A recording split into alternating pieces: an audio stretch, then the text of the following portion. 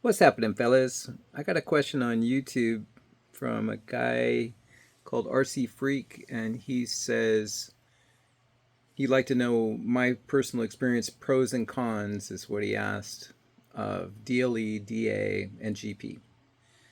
Um, so engines, yeah, I could talk all night about engines. And it's funny, why should I be able to talk all night about engines? They're so simple. They're just little weed whacker chainsaw engines. But to give a simple short answer, um, and try to be providing good information and accuracy and something people could use um, to help them make decisions on this stuff. Let's just take the 120 cc class, and reason being, in competition in freestyle, um, that's been the number one class for over 10 years. It's pretty much the best power to weight all the way around. Beats out the 170 cc class, beats out the 70 cc class, and it's a popular size anyway. Even though I'm sure that the 70 cc and below classes sell more planes from the manufacturers, um, but I think the 120 cc class is pretty popular all the way around, and no doubt, almost certainly the best performing class all the way around on power to weight. You know, so that's a big deal. And then it gets easy to give a short answer. Look at me, I've already gone almost 2 minutes with scenery to give a short answer. But it's yeah, that's kind of a no brainer for me. My engine of choice in the 120 cc class size is the GP 123. Um, I have a bunch of them now um, since I got back last year, and they're all flawless. Um, and they have a little more power than any of the other motors in that size range. And yeah, well, and they're less expensive than the DAs. Um, so I mean, just overall, to me, it's a yeah. For me personally, that's what I'm going to run. Have I had DA 120s? Yes. Have I flown plenty of them as well? Yes. Do I like them? Yes. It's a very good motor from a very good company, and you can see a lot of elite sponsor pilots run them and do great. Uh, fly way better than I do, fly way harder than I do, and have tons of success. And if if GPS weren't around, that's the motor I'd be running, and I would be happy. And even now, I could run them and never even think about it. But if I'm gonna buy something, even if the prices were reversed and the DAs sold for around 1050 or whatever it is with mufflers like the GP, it might be up to 1100 now with mufflers, and if that was the DA and the GP was like 1400 with mufflers, which I think is closer to what the DA is, might be more than that, but anyways, like 20% more, and I would still get the GP. Um, yeah, if the GP was more, I would still get the GP. If the GP was 25-30% more, I'd still get the GP. Yeah, just a little more power. I mean, I think it has a couple ounces more weight, but last time I weighed it was less than I thought. Like it was just a couple. It wasn't like 7 or 8. And yeah, just more power. Um, and again, all the ones I've had, because I have a ton of planes and got a ton of planes in the last year. In all of those, they're all been so good. Like on the maidens out of the box, breaking in, after break in, they're so reliable and so good. And then I was flying them when I was flying 6, 7 years, 8 years ago. I guess it's been 7, 8 years ago. When I had that year and a half that I flew back then, um, I had a bunch of GP 123s too, and same thing. Um, not not you.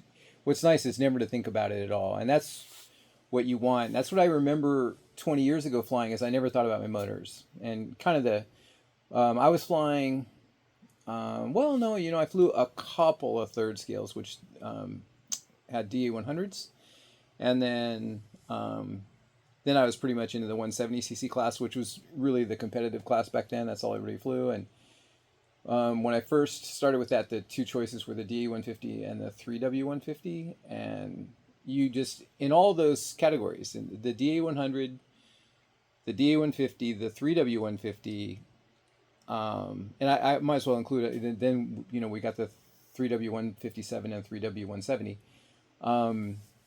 I never thought about engines. I thought about how to tune them and maintain them and that type of stuff. I wanted to be good at that. But when I was flying, I never thought about the motors. I never thought about them giving me any trouble. All I had to think about was flying, in terms of engines. We still had other worries. But engine-wise, yeah, it was never a concern. And that's really nice. And that's the way the GP 123 has been for me. I'm sure that's the way, that's the way that the DA 120s I've had has been. I just got two of those. And I'm sure that if I had done all DA 120s, it would have been the same in that regard. And then DLE 120, I have one now. And then I had several in the past. And short answer on those, they're a little bit soft compared to the DA and the GP, which is fine, but sometimes you'd like that little bit of extra grunt, that you get with those two other motors. If I had to I could give a couple of pros on that. And I'm kind of going around in circles here. I should have more organized pros and cons, but let's see if I could straighten this out. So pros and cons, let's see. Price, pro for GP, big pro for DLE, con for DA. Reliability, pro for GP, pro for DA. I believe, pro fine for the DLE 120. May not be 100% as reliable, but pretty much reliable motor. And then service, you got number one on that pro would be GP, because you got Joe Louis. Now worldwide, I can't say that GP is going to have that kind of service, because Joe's a distributor. He's not the manufacturer. So somewhere other than the U.S., you're going to deal with someone else, and I can't say. But in the U.S., you can't beat him. Nobody else is doing what he's doing. You're not getting one-day turnarounds from DA or DLE.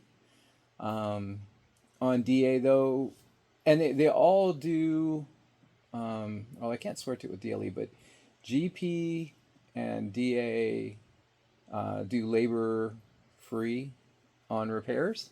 So if you ever need any service on your DA or GP, they're going to do the service labor, the work performance for free, and then they'll just charge you for parts. Both of them are pretty good at the cost of the parts. A lot of times Joe Louis, I'm going to act like a fanboy for him, but I pretty much am, but I'm not sponsored in any way by any of these manufacturers. If anything, I'd rather give them a little extra money, keep them in business, throw in some candy, some hard candy in the return boxes, throw in a couple extra dollars. But Joe, you see it all online, and I don't know how he has the time, because every person all over the country, and people are always, there's a lot of the GP motors out, and Joe's got to support them all, and everybody to the man says the same thing. Like, he had all kinds of time for me, and he took care of me immediately, and he made me feel like I was the only guy in the world, and I don't know how he does that, finds the time to do that and make everybody feel that same way, but that's how he makes me feel too, like I'm important, and like he's going to take good care of me, and he does. A lot of the turnarounds have been a day or two, and then the thing's shipping right back. So it's pretty nice. DA's historically had that reputation. Last year, I know they had it on their website, the repairs were taking 2 months. And I experienced that or longer on one of my motors, but my D150L. But it didn't used to be that way, and it might have improved since. I haven't checked their website in a while. But they historically are known for good service. And Dave Johnson started that company, and Brian Gilmore, he's been with him. He's been there with him, like, I think since the first day, but certainly since the the 90s when they got started, 97, whenever it was, and he's taken on that same philosophy where the customer is always right, and sometimes they, like they did with me, they might be 2 or 3 months to get you a motor, which could break your heart, but overall they're gonna follow, they're gonna come through for you and take care of you. And then I think I know in the past they've been pretty quick on the turnarounds, and they may be getting back to that now. I mean, they had the change where Brian bought the company from Dave so Dave could retire. And then my personal speculation, this video is going to be like 4 hours long, and too bad, because engines. My personal speculation, and just just 100% conjecture. I don't talk to anybody, have no proof, but I just think that you're going to go wherever the money is, and to me, us, the hobby guys, we're just a pain in the ass, and we're not much money. But the government, you get to charge 4 times more for the same thing, and you get big contracts. Instead of one guy getting one motor and then whining about how it didn't tune right or something, and giving you all kind of crap and shipping it back and making you work on it and everything, you get the government ordering 100, or who knows how many, could be a lot more, and and paying you 4 times more. This is like all me talking out my ass, just conjecture, but I just think anybody's in that spot, that's where your focus is going to be. And as much as you'd like to help the rest of the guys out, they're going to take a back seat, and I think that goes with anybody. High tech, they sell servos to the robotics world, and you get an order, for 10,000 servos, and you got some guy that wants his 2 for his model plane. It just, as much as you like that guy, there's gonna be priorities. I remember, like I told you, this video is gonna be long. I remember when I was had my computer company, and I would get my cases from California PC Products in Hollister, California, and they're all steel U.S. made. So they're really unique, and I was doing this niche thing where the cost of the hardware wasn't important. It was really about the software. So I could get the most expensive hardware to make it look like the software was worth more, because they had these really cool hardware boxes to put it in. And so I would buy cases from them. So I would, call up and order like 5 to 10, which was a huge order for me, because, I was doing these boxes for like 35,000 a piece, and 5 of those is a big order. And I knew those guys up there really well. Mark was the president and owner, partial owner with his dad. And so then he'd go, yeah, he'd be really nice to me, but we knew each other for years. So he'd be like, yeah, let me make some priority out of your big order. And he goes, I just sold like 5,000 to like Super Micro, or one of these other big companies. And so it's like that, like he, of course, wanted to take care of me, and they had a good product, a good service, and they're a good company. But come on, man. You got guys that are going to pay your mortgage and get you a yacht and in their case, a prop jet for the company, and you got a guy that's barely going to get you lunch, who are you going to pay attention to? So, but the flip side is, on all that, there's so many RC companies have gone out of business, and especially if you're U.S. based, so you probably have to have, subsidized, and even that's not even subsidized. You're subsidizing the RC hobby by having a real company with the government. So, I mean, there's reasons for all these things, but uh, definitely last year DA was not on par with Joe Louis or even in the ballpark, and they were not on par with themselves um, in prior years. Um, but they may be catching up on all that. I got to check their website, see if it still says 8 weeks like it did 6 months ago for repairs. Um, so support there, and then I've just started dealing a couple times with Valley View RC DLE support Tom, and I like the hell out of that guy. I only talked to him once or twice. I think it was twice. I called him when I was breaking in this motor right here, and I was getting temps that I wasn't used to, but I was temping in a way that I wasn't used to. That's in videos prior back if you want to check that out. And he was pretty great. Not defensive, not weird. I had some bad support last year on a DLE that I bought from Chief Aircraft because no one else in the country had one. They were all out of stock everywhere between runs or whatever from DLE. So Chief had one left, and so I bought it from them, and so I had to get support from them. And yeah, that was pretty terrible. I do not recommend buying an engine from Chief Aircraft. But Tom and even the gal who works, because Tom works like out of his own place, not sure if it's his house or shop, but Valley View has their own place, and even the people at Valley View, the gal that works there and everything, they're pretty knowledgeable and also very good about the customer service. It's still, I'm not going to put it on that Joe Louis level, in terms of what they can do for you. Joe's pretty unique. But you're all, pretty good on that score. But if, rating them, I'd probably go, well, Joe Louis would be miles ahead of the other two. And the other two, for me right now, would be hit or miss, like how good they are. I'm not sure. DA is going to come through for you, and I mean, that's been its reputation in the past. If they have to give you a new engine and buy you a new house, to make you happy, and after a bunch of fighting, in the end, that's probably what they're going to do. I don't know that, Valley View is going to do that much. They're not the manufacturer, they're the broker. Whereas that goes back to Joe Louis. He's just the broker too, but he treats you better than even if it was a manufacturer. So, yeah, it's just going to be hard to argue against Joe Louis. It's going to be hard to argue against a GP 123. But DA, absolute winner, motor, winner, chicken dinner, and, service historically good. DLE, let me give you the pro on the DLE. It would be, my least favorite of the three to run. Just not going to do the grunty, punchy, in the ones that I've had feeling when you need it. And what's interesting, a lot of times it looks like we don't now, with like XA style flying.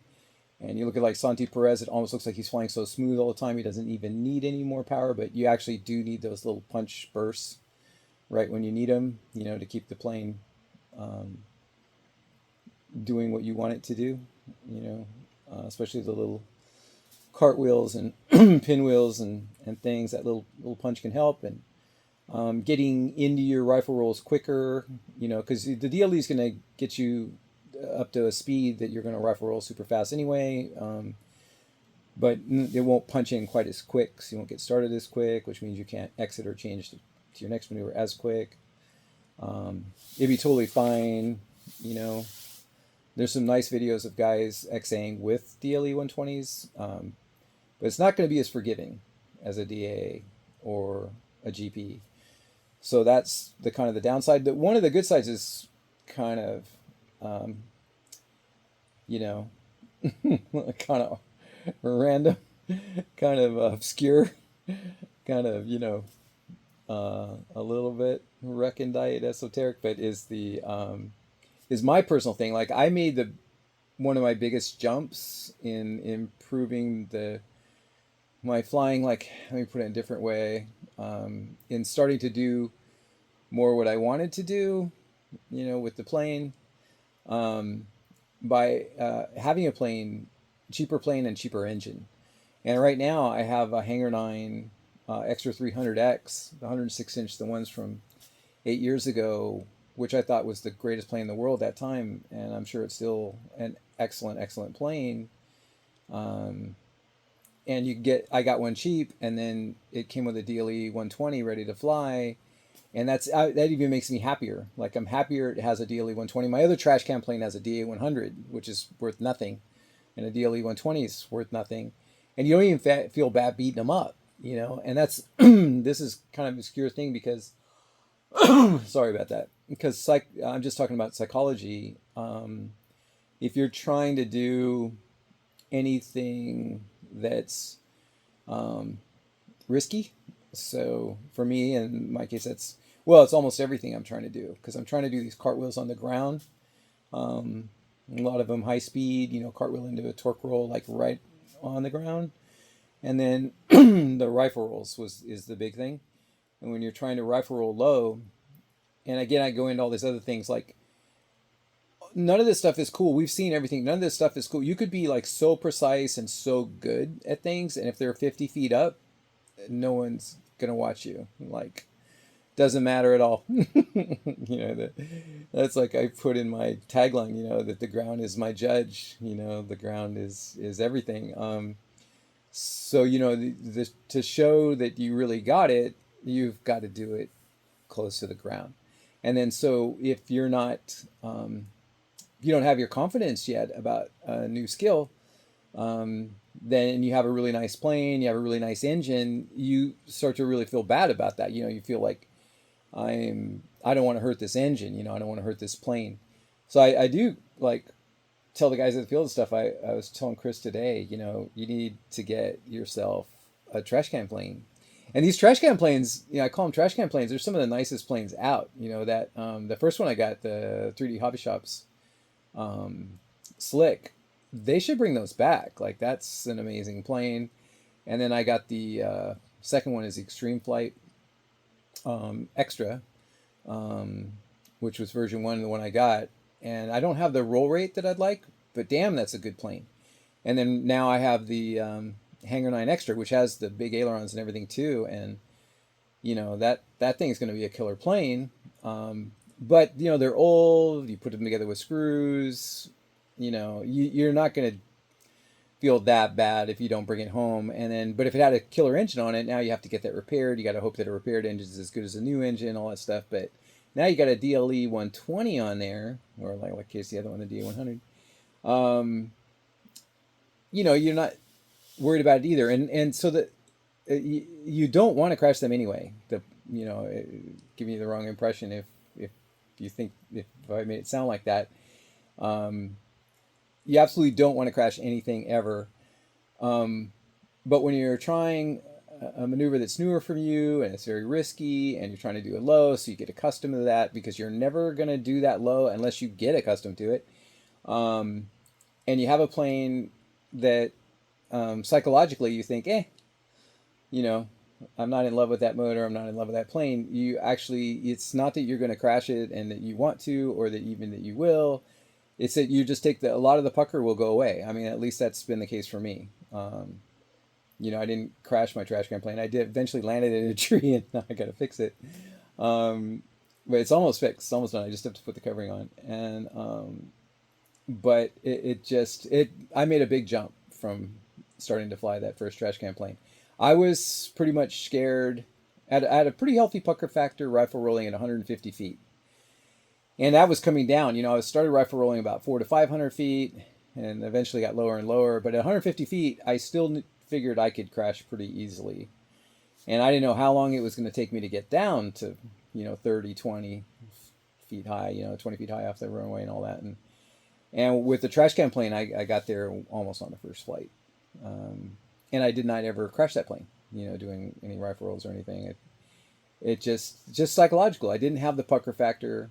I didn't want to crash it. I didn't crash it, but I was like, I'm not even worried about this DA 100. It's a piece of junk, by today's standards, for what you want. And yeah, the plane's got screws, not quick latches.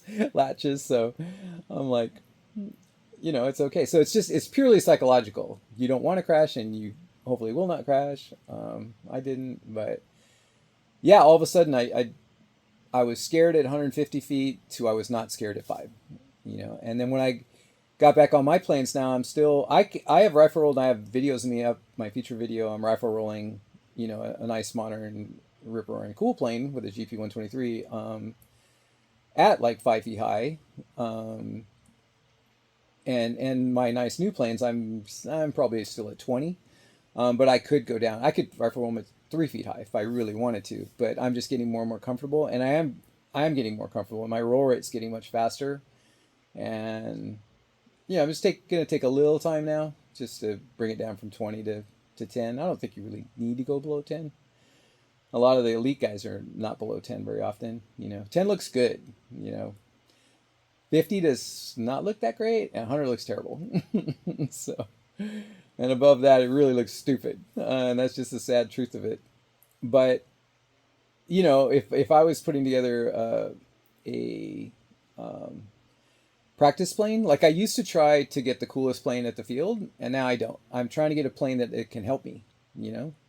Listen to that. Listen to that for a second. I'm trying to get a plane that can help me.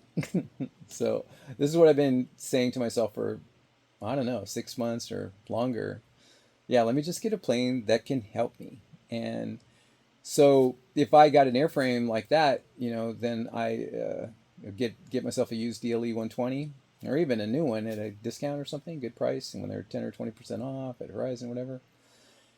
And yeah, that would actually psychologically, I'd rather fly that than a DA or a GP, on that plane. And yeah, I call them garbage planes, but to me, it's just a very useful tool, and I would think they'd actually help everyone. It's nice to have your killer plane with your killer graphics and all your killer stuff, and everything tricked out just the way you want, your custom pilot, whatever. But I don't know. I think everybody that's trying to get better, think about getting yourself an ordinary plane that has capability, but is just like old, cheap, and get yourself an old cheap motor, like, or even a new cheap motor, but something like the DLE 120, and then psychologically you're going to be like, yeah, whatever with this thing, and then you're going to free up, and you're going to do better than you ever did before. So yeah, that's kind of your 120cc class. I can't think anything else in that class that's interesting. Well, oh yeah, there's the new motors. What are they called? Some of the guys at my events are flying those new. I guess they're Chinese. From like Scorpion, is that it? And I don't know anything about those, but the guys I've seen fly these new op brands, they're flying good, and the motors are running good, and I'm not seeing them have any trouble with them. It gets kind of interesting too. But yeah, long and short of it for me, GP 123 from Joe Louis, hands down. Any new plane I'm going to get. And if that wasn't around, be happy to fly a DA, totally, no problem. And if I was getting myself something to beat and I didn't have an engine, my first choice would probably be a DLE 120, because I feel bad beating up anything else. And it's not that you're going to beat it up, but psychologically you're going to lose that advantage if it's something you think is super cool. It's like a GP or a DA. So that's kind of an interesting sidetrack.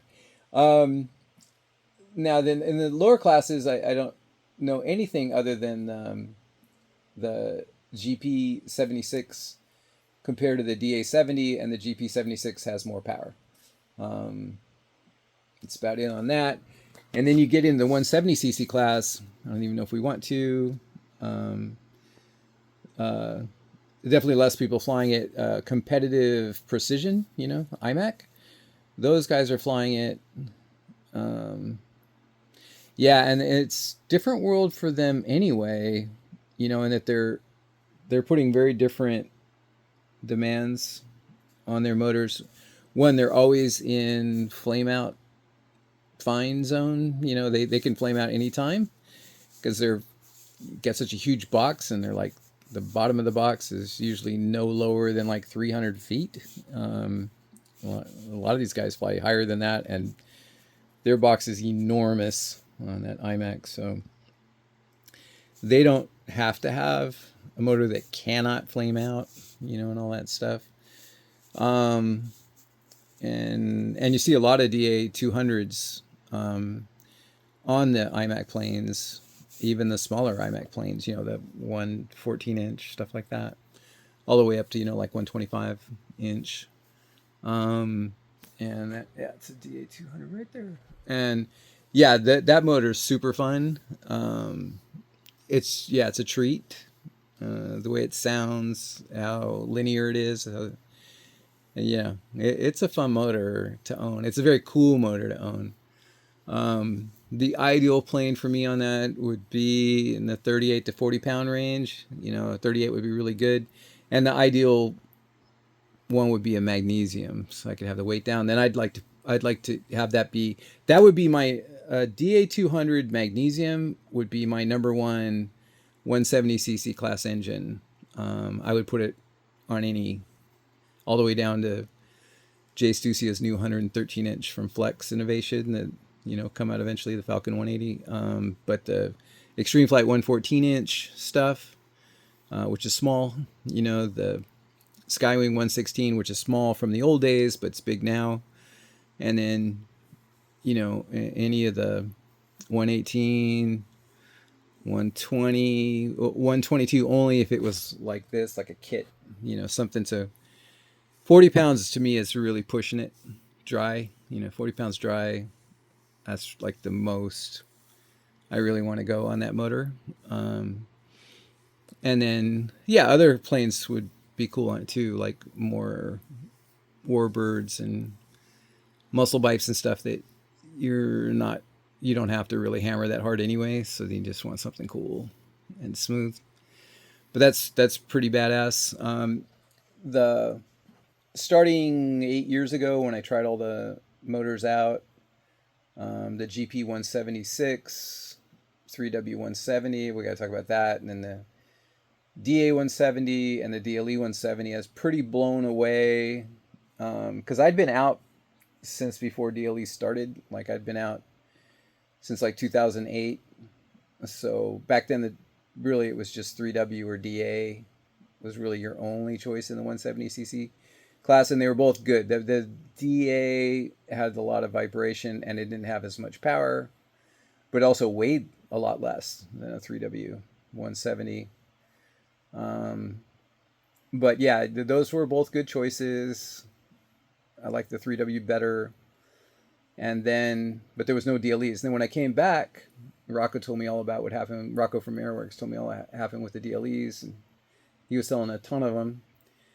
And yeah, China motor and everything, clone. And I'm like, don't know about that. And then I got one. It had more power than any other motor. It was lighter than any other motor.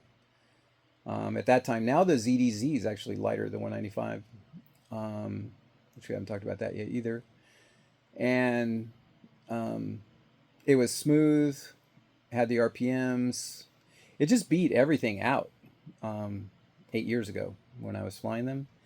And I was flying them on huge planes, those. I was flying the Pilot RC 122-inch ARFs, and they were built out of like plywood from Home Depot that you build your house with. They were big and heavy and clunky, not like the new stuff. I mean, the Pilot RC's really come a long way. But they were fun, but they were big, honking, heavy turds, And that 170 on stock mufflers, not even tune pipes or anything, it would honk that thing around. And yeah, I was really amazed. But then, the lighter planes too, to me, the best 170cc plane out at that time, and it's still a really good plane. But at that time, there was really nothing that could touch it, was the Hangar 9 Sukhoi. Those things were like $12.95 for a while there too at Horizon, regular price. I mean, that was some kind of deal and some kind of plane Mike McConville put together. And so that was 122 inches, but the DLE 170 just ripped that thing around. There's a video of me flying that set up on my page and my YouTube channel. And then, but yeah, I just, they won me over the DA was down on power, had a lot of vibration. The GP176 was just grenading, no good. That's a no go. And at that time, and the DLE just shined. And then now, I'm flying two of them as well, and it's the same. They just shine. It's got more power than anything, better R's than anything, smoother than anything. Yeah, and then they're half price. And I don't know about the longevity, quality of parts, but usually if I get 300 flights on anything, that's about as far as I go anyway with any of these planes. But I don't know how long they'll last. At that price, you could swap it out for a new one every few hundred flights. But yeah, it works for me. The ZDZs, it's funny. You probably asked all this about the 70cc class or the 120cc class, and I'm talking about all these other motors. But the ZDZ's been like such a emotional ride for me, because there's so much to talk about. Like I'm sitting here making this video on engines, and it just brings up a lot of memories and a lot of pitfalls, in that there's so many fanboys, you see. So like me personally, I learned a long time ago, like I'm OCD. I think most of you guys are like me, that most of the guys in the hobby like all the same things that I like. Most of us are all the same, and we like problem solving. We like putting planes together. We like the camaraderie at the field. We like seeing flight. We like improving in our flight, getting better. We like doing things, as perfect as we can. So we're all pretty much the same. So when I was a teenager, and even before as an adolescent, I was really OCD, really perfectionist. Everything had to be perfectly lined up, and you wanted everything neat, the same thing, same brand. So I remember I was putting together a stereo for my truck, and this was when, like, 88. So there was a new technology, DAT tapes. It was better than cassettes, and it was even supposed to rival the DVDs. The CDs that were coming out, and all this kind of crap. Anyway, it lasted like a year, but Kenwood had it, and so I wanted all the Kenwood stuff. So I wanted a Kenwood amp. So I spent like 12, 13, 14,000 on my stereo parts and put it all together. And I did all Kenwood. So Kenwood bass, Kenwood mids, Kenwood tweeters, Kenwood mid bass, Kenwood amps, Kenwood head unit, Kenwood DAT drive. And, I got an okay sound, but then when I started doing my homework, Rockford Fosgate had better amps at that time. They're not quite the leader now. They're not the leader now like they were then, but they were. And, Pioneer had a better head unit. Kicker had better bass, so then, yeah, you could actually spend a little bit less money and got a way better sounding system, but you couldn't be brand loyal. And so, I learned then not to be brand loyal. But yeah, and the same thing, I then went into computers with my store, and we had, hard drives from, you're doing these mission critical, I was doing mission critical systems for Nokia and now Fuji, floppy shots, all this stuff, and digital now. And then, so they, we get hard drives from Western Digital, who I had some big deals that I did with them, and IBM and Seagate, and Fuji, all these different drives. And then you couldn't be brand loyal because, hard drives are a 5-year process. They were then, from the development to the release. And, by the time the IBMs came out, they might be the best, and they might ride on their reputation, and they're not as good anymore. And then Seagate, came along and put out a better drive like 6 months later. And but IBM wasn't going to retool, so they didn't do anything for a while because they had the good rep, 6 months, a year ago. But you'd be shooting yourself in the foot if you didn't get the Seagates, because they were going to be better, faster, more reliable, better components. And then Western Digital might come along and top them both. So if you were brand loyal, you wouldn't have the best stuff. And So I learned that early on, and even though my OCD wants everything to match, it quickly learned that no, don't worry if it matches. Let's get the best stuff. I've always wanted the best stuff, so I'm not brand loyal, and then by not being brand loyal, you got these interesting things that happen. Like you think about our relationship. So we got a relationship with ourself, like what we want to do, what we want to wrench on, what we like the look of, what we want for performance, what we want for service, what we want for price, and how we feel about it, our overall impressions of everything. And then you got our friends at the field, our buddies at the field, and who they are fanboys for, and how they feel about, somebody. It's like liberals and conservatives, and offending people. And then, and then you got your garage friends, and then you got your friends online, and then you got your sponsored fanboy, not fanboy, sponsored like elite pilots that you're friends with online, and then you got your fanboys online. I think the fanboys are the worst. They're not sponsored, and they're not elite, but they're hardcore loyal, and to a specific brand, and they just go with that brand no matter what, and then they hate everybody who doesn't. And then you have your relationship. Here's probably the most important one of all of them. You have your relationship with the manufacturers, and the service centers.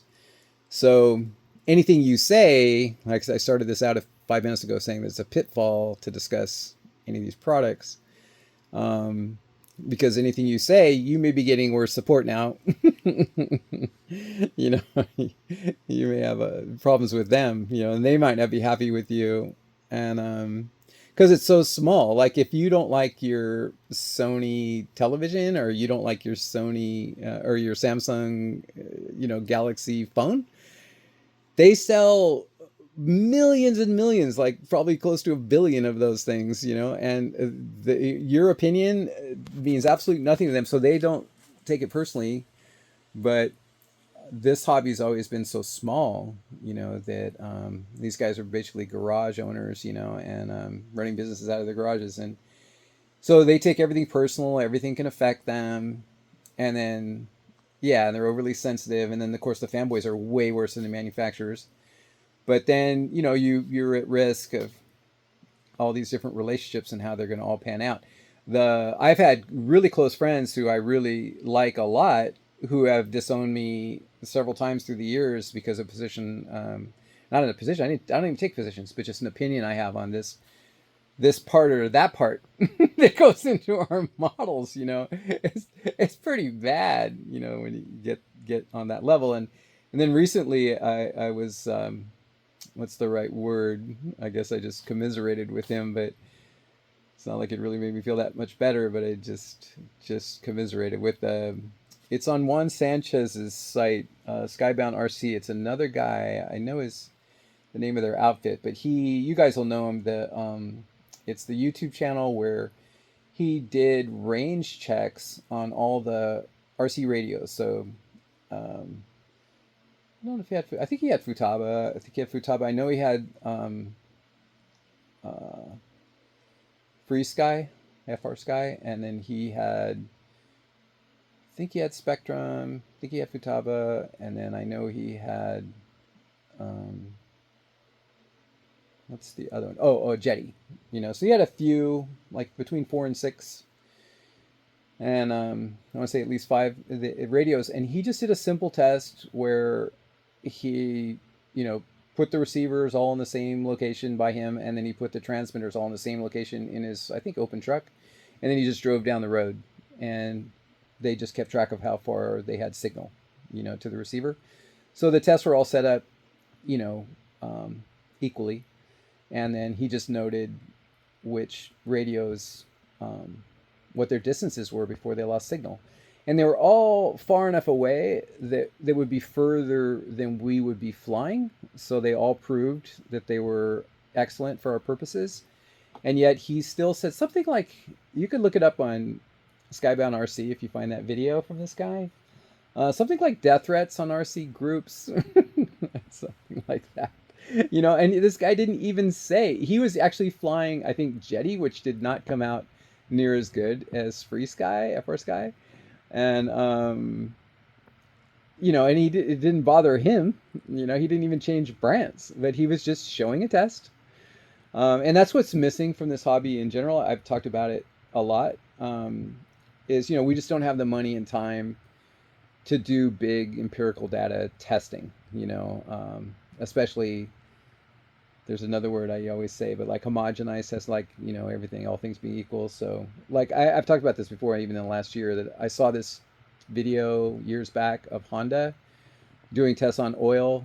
So they took all their two-stroke motors and they took them out into the same area, all 5 feet apart, and they ran like different mixes, different oils, and they all ran them for like 2 hours. Then they took them all apart and looked everything over, and they ran them all for like 5 hours out in like the 90-degree sun or something. And they had like, I don't know what it was, like 40 of these $5,000 motors out there. Like, we're not going to spend $1 million to do a test. We're not going to spend 100,000. We're not going to spend 50. We're not going to spend 10.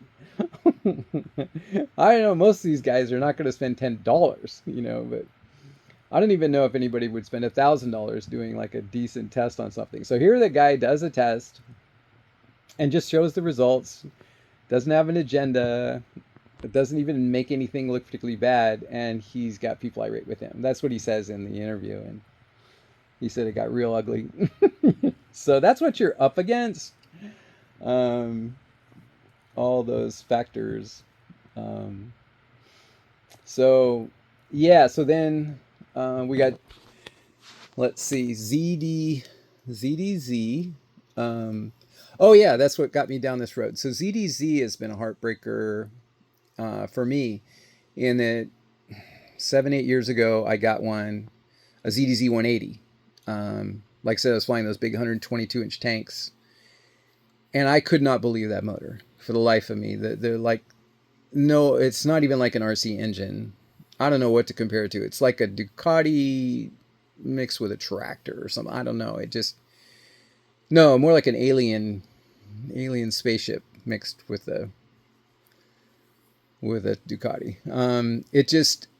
It was so smooth, and it had so much power, the low end, the mid range, the high end. And honestly, it made the plane fly better. Like the way it pulled, it got the plane on the prop, to where you could imagine, like, if your plane had like, you had a 170cc class plane and you had like a 10-inch diameter prop on the front, like the plane would wobble all over. It'd be so awful because the prop's not pulling it. And if you had a motor on that plane that you could put a 40-inch prop on diameter, it would really pull the plane. The plane would really lock into that prop. And that's just, you had the same prop, but actually it runs a bigger prop, but just a little bit. But then the DAs and the GPs and DLEs, but you couldn't believe the way that it felt. I mean, it made the plane feel like it was lighter and a higher quality and better flying and more accurate and more precise, and it was just amazing. And I just couldn't believe it. And that big honking, those things were like 45 pounds dry, over 50 pounds wet and everything. They're terrible. And then fun and clunky, but yeah, big heavy plane, and it would just rip that thing around. I think that the Torcano that I have the video of, that was definitely with that ZDZ 180, because I twisted the crank or bent the crank, whatever happened to it. I never saw it because they didn't give it back to me. But on a couple of flights after that, I just did a full throttle Torcano, and it just had all this drag after I landed. And so I bent it in the air. So that was a bummer.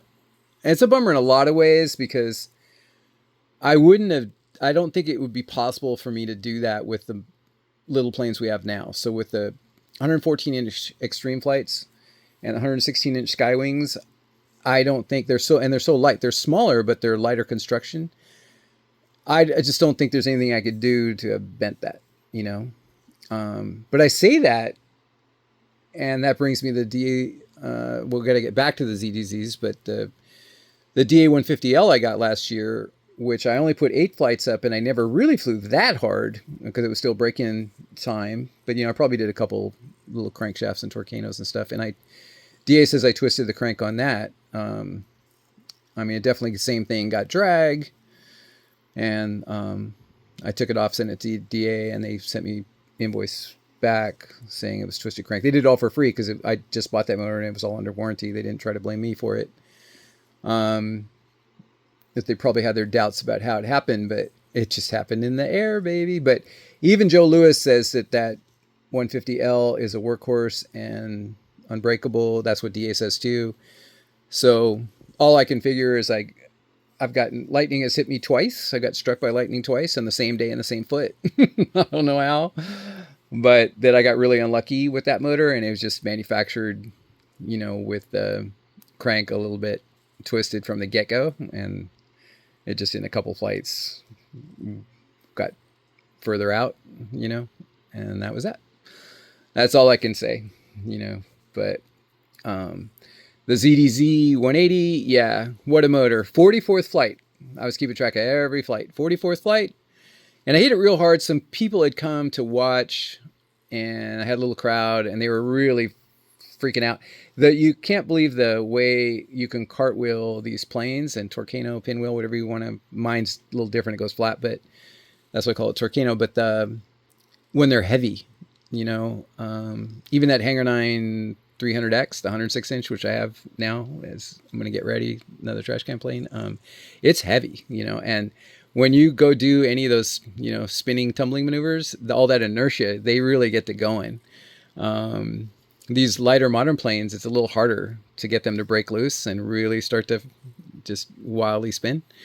And so I was doing that with that big 122-inch Pilot RC Extra, and yeah, I got a crowd, and I started doing like this full throttle downline, and then I'd level out I would never get off the power, level off, into inverted, and then I'd hit the Torcano, and it was spinning around like 3 revolutions flat, and it was just violent, and the prop was just howling and everything. And yeah, so I got a little wilder that day than I had been getting, on how hard I was pushing that maneuver. And then, yeah, everybody's like, yeah, hold my beer, watch this. And then, yeah, when I landed, it was just like dragging. The prop was just like dragging. I thought it was a hub bearing, but I guess it was the crank. Like I said, I never saw it again. I told them about it, and they refunded me. They didn't. They didn't repair it and give it back. Not that I really wanted it, because it's just back to that one bad, all bad. What's wrong? None of that. And then I put in a DLE 170 in the exact same plane. And I flew at 300 flights on the DLE 170, where I was just absolutely Torcanoing all day long. And that motor completely held up for 300 flights of Torcanos, And yeah, sold it in the end, running perfect. So that's all interesting. That's interesting on the DA 150L. But even Joe Lewis defends that one. So I guess I'm just super unlucky with these cranks. But then I got back to ZDZ full circle. I asked Model Power when they made me that plane that they took 2 years to get me. Actually, it's just been 2 years. They took a year and a half to get that to me. And I said, do whatever you want. I wasn't even flying then. And I go, what? Put the premium everything. I want it turnkey premium out, whatever is the best. And so they put ZDZ 195 on JMB canisters. And on that first flight, it was the same deal. It was out of sight. Like the plane, I thought that was the best plane I ever flew in my life. And because of the motor. And you got the big prop. Like a 3412. Can't remember what I had in there. And that motor, and it was just a dream. And then something happened, like starting up second flight, all that stuff. Couldn't get it to start. Had to take the needles out like 3 turns. I can't remember, was that plane? I got it all written down, but I couldn't get it to run after that first flight.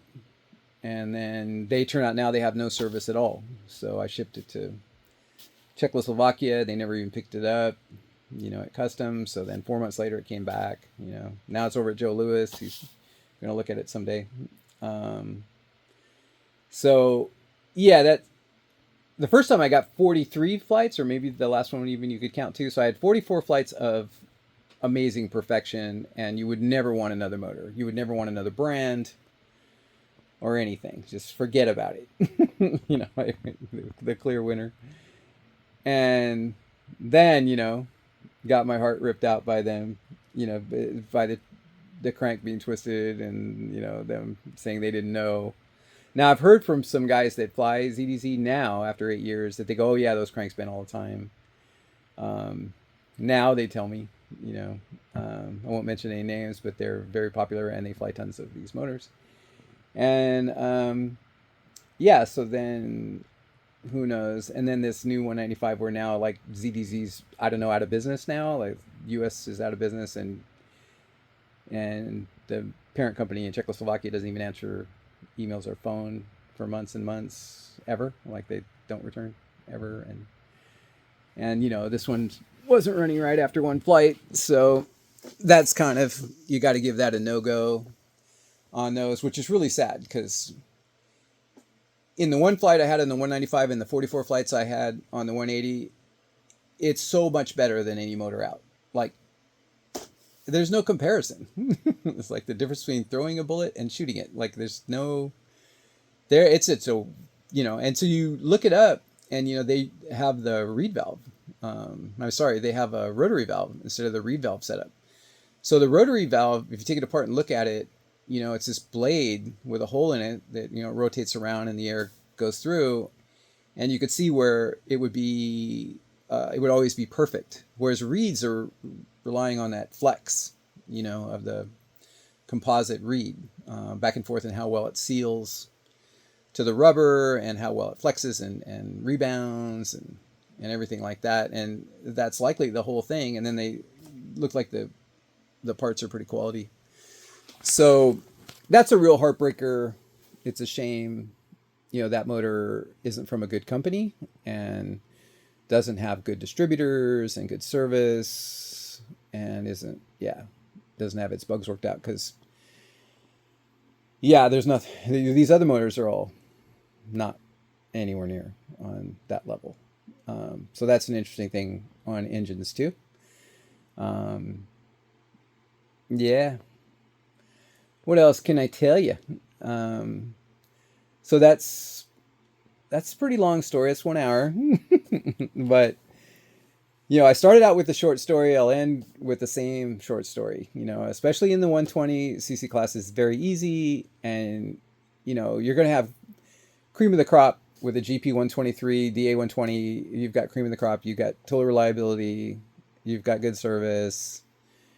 Can't go wrong. For me, the GP wins, though, on all categories in that. But but the DA 120 is still a premium product that, like, is not going to hold you back in any way. The DLE, to me, 120 is soft compared to those other two, and actually does kind of hold you back, just a little bit, if you're pushing the performance, but isn't going to hold almost, like 99.9% of everybody back that, like, flies more regular and even like advanced, but just doesn't need that extra pop on occasions for certain maneuvers. And there's that psychological factor. It depends on what you're after. Like I said, I always wanted the coolest plane, and I think a lot of guys are like that. They want the coolest plane they can buy, that they can afford, that they have money for. They want to take that money and get the coolest plane. Whereas the thing I learned for the first time ever, this last year, really the last 6 or 7 months, was I want a plane that can help me, Yeah, it's an interesting little thing, I don't want the coolest plane, the coolest scheme. I kind of don't want the coolest scheme. I kind of don't want anything that I really like on it, so that I really don't have any sentimental attachment to it, so that I can just be freed up. I mean, in golf, you're trying to swing on the course the way you do on the range, and in RC airplanes, you're trying to fly your planes with the same level of confidence and freedom that you do on the sim, and if the plane didn't cost anything and you could just hit reset, how much better would you fly? But if every plane was like a model power, it took 2 years to get from Czechoslovakia and cost you 18 grand after shipping, then how quick are you going to learn? How hard are you going to fly it? How long is it going to take you to feel the same way you do on the sim, with that plane? So, DLE gets pretty darn interesting, for that reason. And that, if you're on a budget anyway, that those motors are good enough, and somehow, I don't know why, the 170's got more power than anything else in that class, and the 120 doesn't. Has like the least power in that class. I'm not sure what that is. I'll give you one more thing. We're not quite to an hour yet. We got 4 more seconds. That I find pretty interesting, and it could be absolutely nothing. But me and Joe McBride, we noticed it a lot the last year. He's flying a DA 170, and I have a bunch of GP 178s, and on the 50-ounce tanks, we're pretty much. It was time to land at 8 minutes. You'd go through, like, what would you call it? Like, at least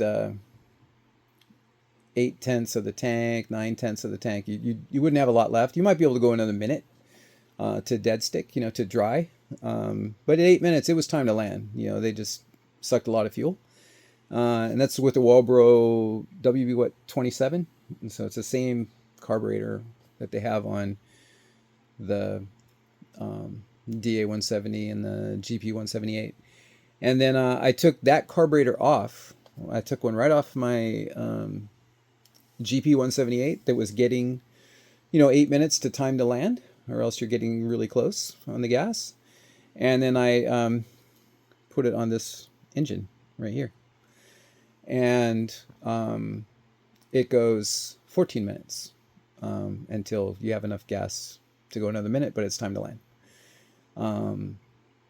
And the RPM's maybe like 100, 200 more on the DLE.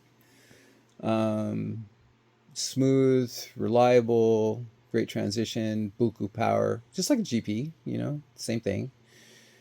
Same description, the GP, but really interesting. And that's yield experience of one. I always talk about that, that no empirical data. And when somebody has one thing happen to them, you're only just one guy with one experience.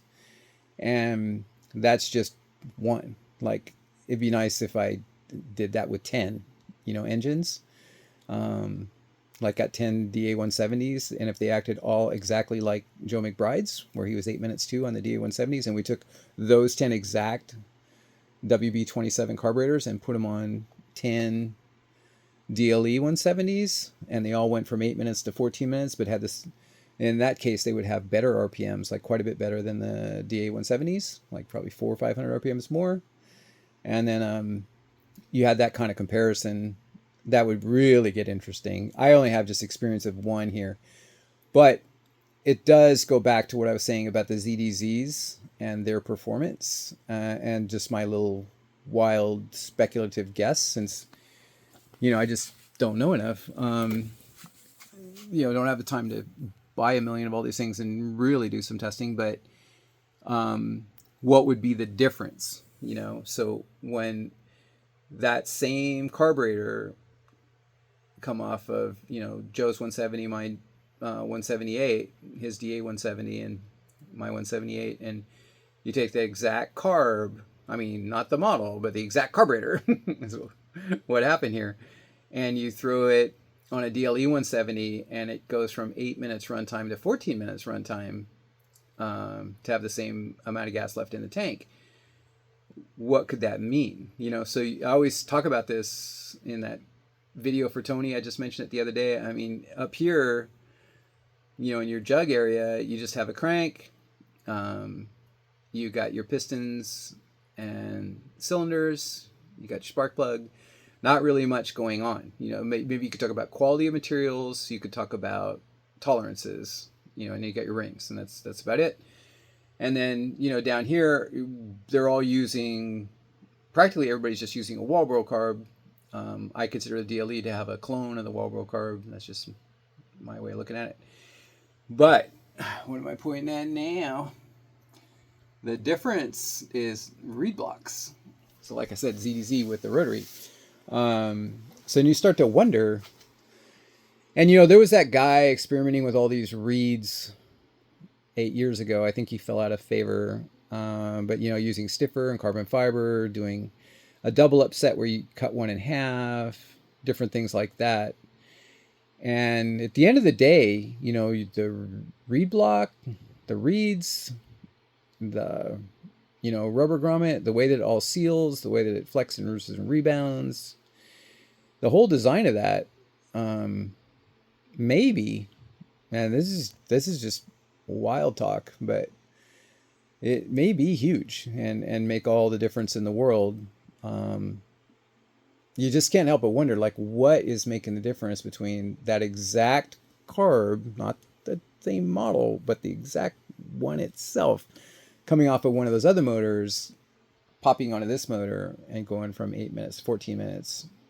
And um, it's not like, yeah, those are running rich. That those were both broken motors that were honking around with great power, GP great power, and the DA too. Those are broken motors that are running great.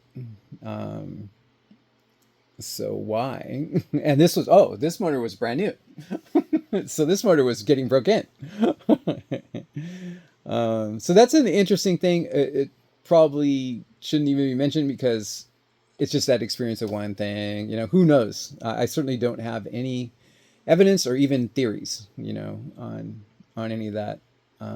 Maybe a partial theory that I just mentioned, but I mean, that's not a partial theory; it's a full theory, but it's a pretty wild theory because it has no basis in any science. It's just some talk. Um, but yeah, so that's a lot of my experiences with engines. I didn't talk too much about 3W. Like, um, uh, me and I got to say a couple things. Like me and Matt Dummeyer, we made an hour and a half video when he was here. This is an hour now. We were talking together for an hour and a half. This was 6 months ago or longer about engines. Because I was struggling so much with the 170cc class engines this time around.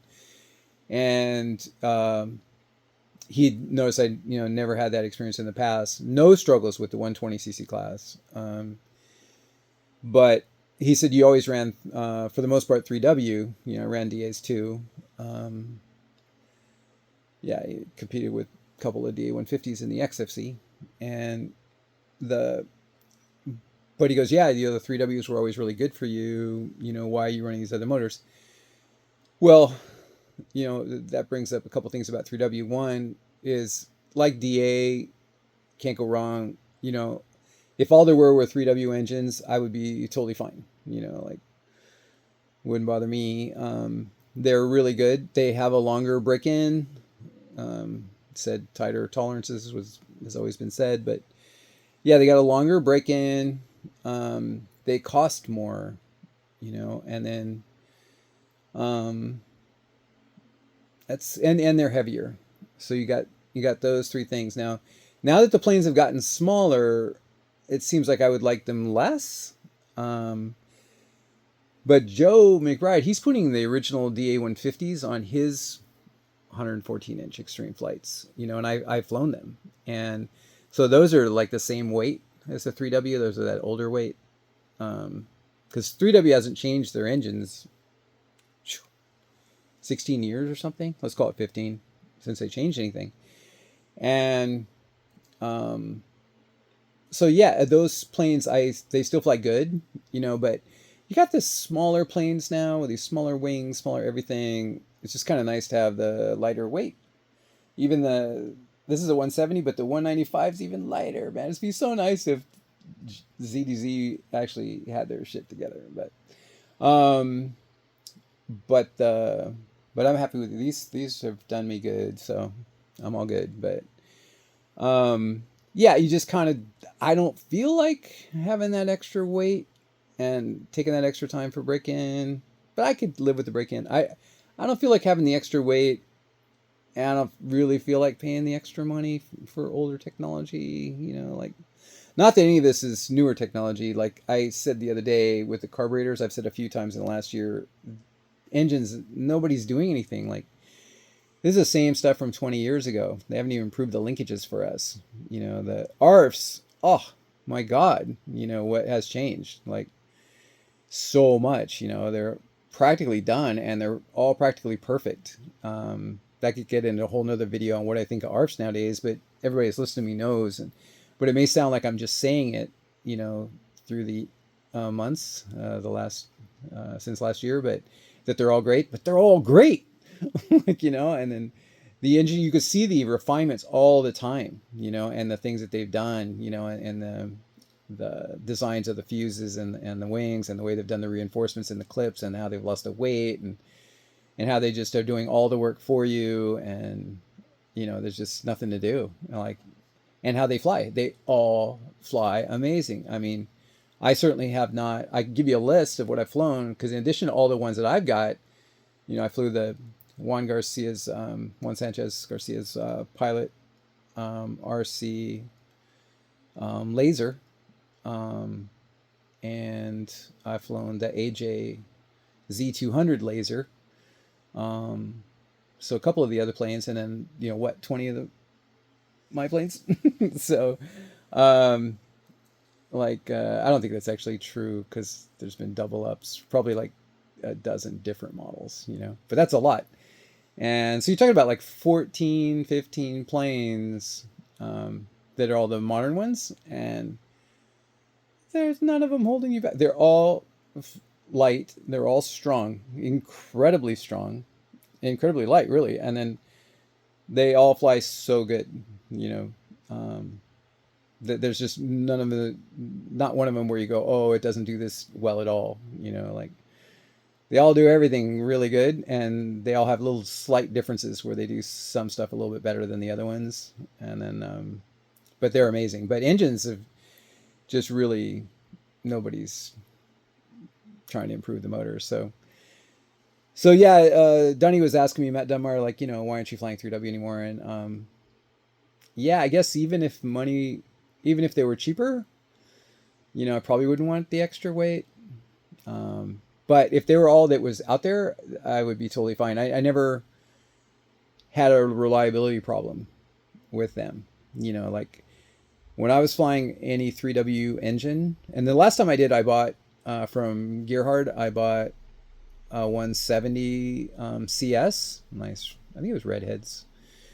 I bought it for my Aeroworks 122-inch Yak 54 like 8 years ago. And there's videos of it. I'm doing these 3D snaps on the deck with that thing. That big old heavy plane, man. That thing was heavy. And it flew. I really liked it. It was one of the best precision planes ever. You can see in the video the rolling circles and the snaps. And then, it would do the 3D snaps and torque rolls and Harry rolls and all that stuff. You can see in the video. It does them nice. But it's like the Pilot RC. That stuff's heavy. And Aeroworks is known for being a bit heavy, but with their ARFs, not their kits. But watching in that video that's still up on my YouTube channel like 8 years ago, and that thing, that was brand new. I didn't even really hardly break it in, just like 10 or 15 flights, but that thing, honked around real good, smooth, powerful. But especially I think because of the changes in size. Back then a lot of the planes even needed the nose weight and everything, but you could get a motor for basically, I think you're talking half price for the DLE 170, and you're going to get more RPM, and you're going to save 1.5 pounds. That's a tough one. So that's kind of the answer for Matt Dunmeyer in that long conversation. The reason I didn't post that 1.5-hour thread is because we kind of were candidly talking honestly about engines and manufacturers and stuff, and because like I said to start this video out, you can't do that. You got too many fanboys that don't, that this is a toy plane hobby in a park, man. I mean, it's not, worth getting so excited about, but you got fanboys that really do. And then you got elite sponsor pilots that really, they're super nice, but they really want you to fly what they fly. That's what they want. They want to get everybody to fly their stuff, and what they fly. And so you got all that kind of stuff. Then you got guys at the field that even have their weird things, and then you got your personal buddies that even have their weird things. So I didn't even post that video. And even this one is, sketchy. Slippery slope. It's a big time slippery slope. But I try to keep it as accurate as I could. I've always said if it's your personal experience, it's valid. So as long as you're not talking about what other guys did as your thing. I hate ZDZ because I hear they get hot. No, man, I'm just telling you about what happened to me. And by the way, those didn't get hot for me. Um, no motors really ever got hot for me. And so, yeah, I'm just giving you my personal thing. And probably an hour and 15 minutes in, probably this RCfreak only wanted to know, like, let's say the difference between the 120cc classes and, like, which one had more power.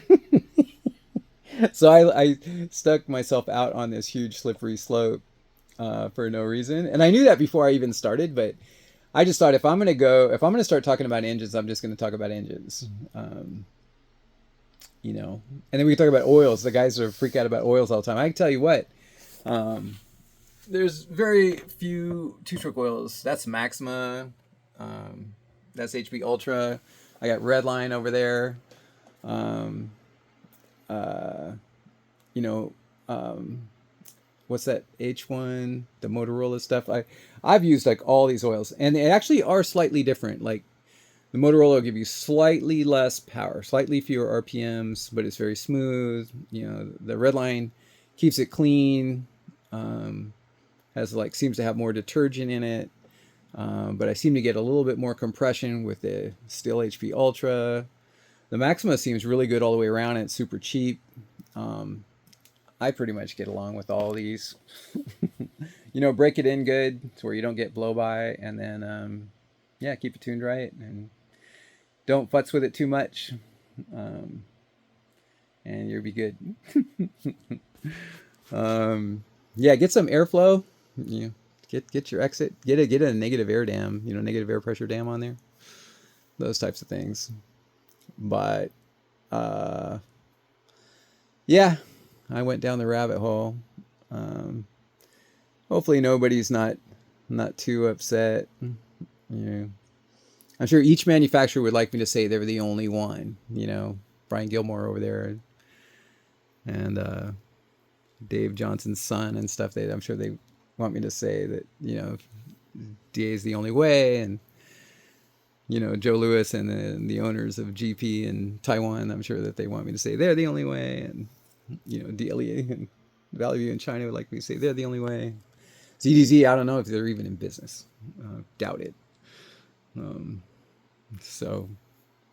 But that hasn't been my experience. Yeah, I'm sure 3W would like me to say that they're the only way, but they all, those mentioned, all have some good products though, and yeah, it's kind of none of them. If they were the only one, it'd be fine. I'd still be harping on why don't you get us some linkage for this stupid carburetor so I don't have to make my own each time. But yeah, there you go, RCfreak. Is that enough information? Probably you didn't even answer the question that you wanted answered. All right, out.